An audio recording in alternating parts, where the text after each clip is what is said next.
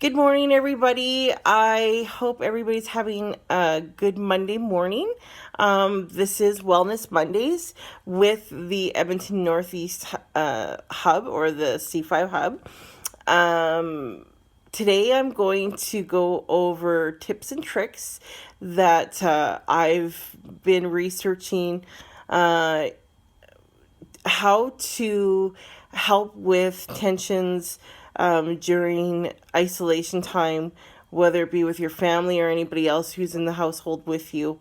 Things that we could do on our part to help keep the calm and hopefully help live a little bit more harmoniously. So, the number one tip I want to talk about is accepting our new reality. I think this is a really big one because when we accept our reality, the new reality, we're giving, it'll help us transition to what's happening, what's new. So, it's okay not to like it. And it's okay to give yourself permission not to like it and to feel how you feel. Acknowledge your feelings, please. I think that's a healthy thing, and allow yourself to feel through those. But the sooner that you acknowledge what is going on and tell yourself, this is what's happening. You don't have to like it, but this is what's happening. It's going to help you with that transition into, our new situation. And it's new for everybody. So just remember that you're not alone in that. Number two is making a list of how you yourself could calm down. And I encourage you to get everybody involved to do their own list and to share it with everybody. So, some calming techniques could be things like, taking big breaths, doing those 3 or 5 of those at back to back. It could be looking for everything that is red in the room. I'm going to put a sample list on our page, or contribute a sample list for our page a little later on, and to follow up with this video. I think it's a really great way for us, if we are feeling like the situation is spiraling out of control, we could take that break and refer to our list, and we could also help each other with that. The next point is, don't assume how others are feeling. And I think this is really important, because we tend to assume that everybody feels the same way, and that's not true, and or sees things the same way. It's all about perception. So, one quick exercise I want to show you with this point is this: that you may see this letter or number, right? But somebody might see this. Or, depending on where somebody is, they might see this. Or somebody else's perspective might see this.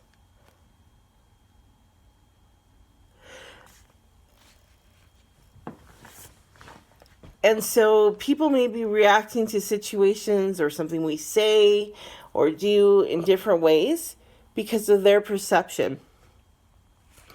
My next point is keeping communication open. Being scared or having anxiety can shape the way we respond to each other. So try to be very mindful when you're expressing yourself. It does not give anybody permission to be mean or for bad behavior. But when we express ourselves, we are also telling people we are just adjusting to the situation. It's new. And helpful hint is a couple helpful things you could do during this is using I statements, like I feel statements. So, for instance, you could say, I feel very uneasy when things around are chaotic in the next room and I have no control over it. Instead of saying, I feel, or you make me feel crazy because things are so chaotic with your behavior. We want to shift the blame game. So that might have not been the best verbal instructions, but you could always look up how to express yourself through I feel statements over the internet. Also, you can, if you're having a hard time using your words during communication, you can write down your feelings and share them with somebody. And once again, helping somebody if you feel that they might be spiraling and expressing themselves, you can refer them to their calm down list and their techniques. Next point, choosing your battles. This is a really big one. It's really important to put things into perspective. Putting big fights aside is really important if it's not super necessary to get, if something can't be determined today or right away, everybody needs to come together at this time and support one another. Excuse me, I'm just going to take a glass of water or a drink of water. So that's really important. Okay, so the next thing that I want to talk about is establishing routines. Routines are very important for everyone. Yes, kids, they love structure. They thrive off of structure. And it is super important that we have routines for our children, but not only for children, but also for ourselves. Doesn't matter if you have children or not. Parents, you need to keep a routine. It's good for your mental health. I did a video blog about that and a sample routine earlier. You can go to Edmonton Northeast Hub on Facebook and or the web, and that information will be posted from last week. Leading into my next point, after routine, is making sure you take breaks. It's really important to unplug from everything once in a while, just to take natural breaks.